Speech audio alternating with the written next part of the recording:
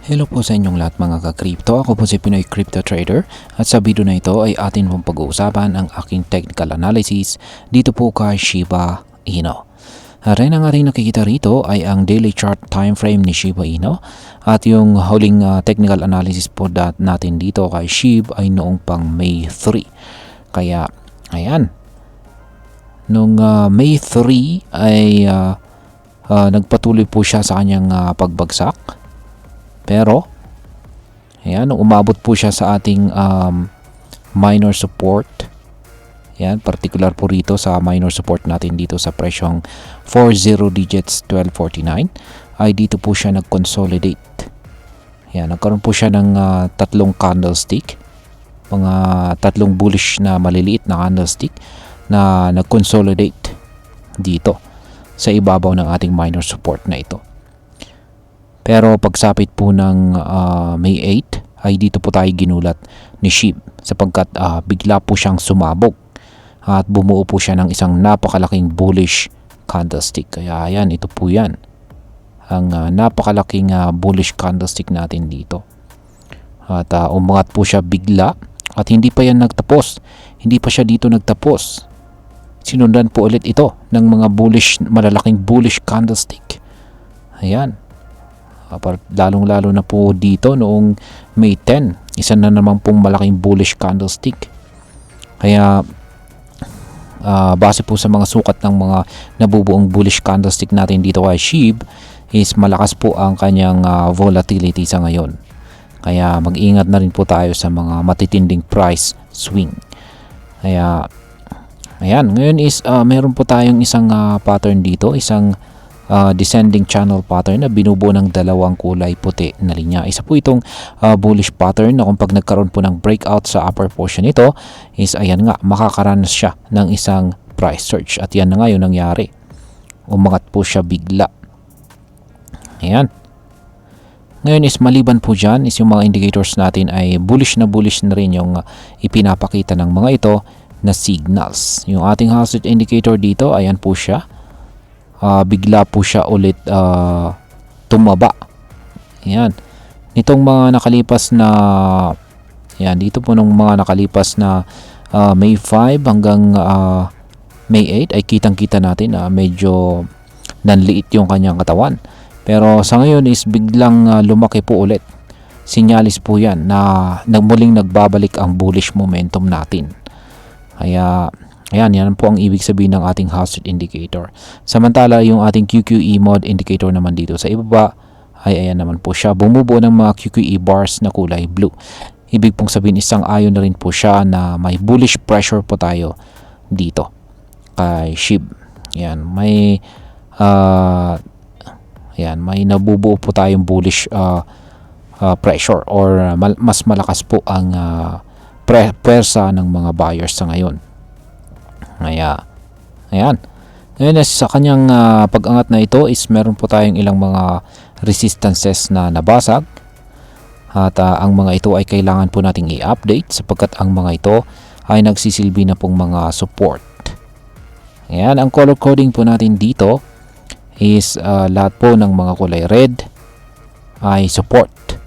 Lahat naman po ng mga kulay green ay mga resistance. Kaya ayan. Ngayon is sa pag-angat po ni SHIB ay kitang-kita po natin dito na dito po siya nagkaroon ng struggle dito. Kaya adjust po natin yung ating minor support. Ayan, minor resistance po pala dito. Ayan, or tanggalin na natin yan at palitan po natin dito. Ayan, ang ating minor support. Lagyan po natin ng price level. Ito po ay nasa presyong 40 digit 1710. Ayan. Pero pag malakas po talaga volatility is parang mababaliwala yung ating minor resistance na yan. Ngayon sa mga projections is yan, dahil sa ito na po yung pumipigil sa kasalukuyan. Yan, sa kasalukuyan ay ito po yung pumipigil sa pag-angat ni SHIB.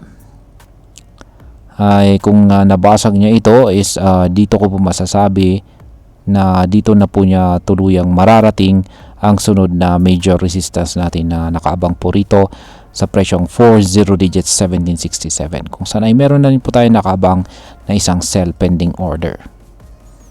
Ayan, possible po na magpatuloy po siyang mag-consolidate dito.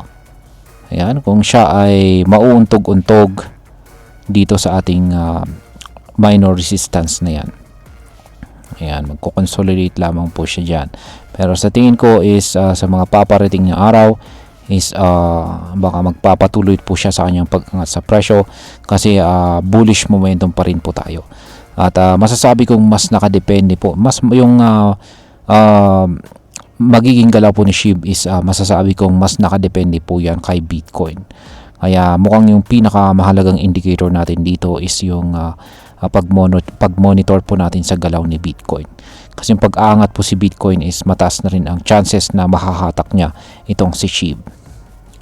Ngayon pagdating naman po sa pagbagsak is yan, yung nagsisilbi pong kasalukuyang support natin ay isang minor support dito po sa presyong 40 digits 1569.